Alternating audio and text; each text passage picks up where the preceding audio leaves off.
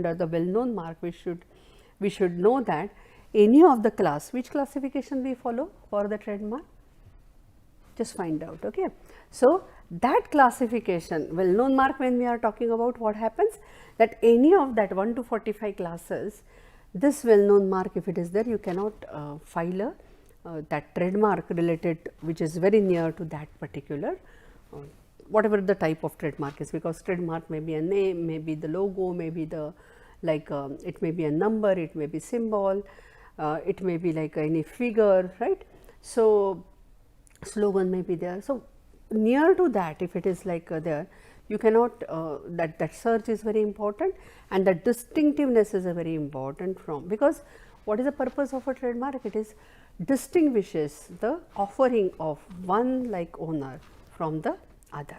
That is the main task, that is the main, we can say, the responsibility of this IP, that is a trademark. So, it will avoid the confusion, it should avoid confusion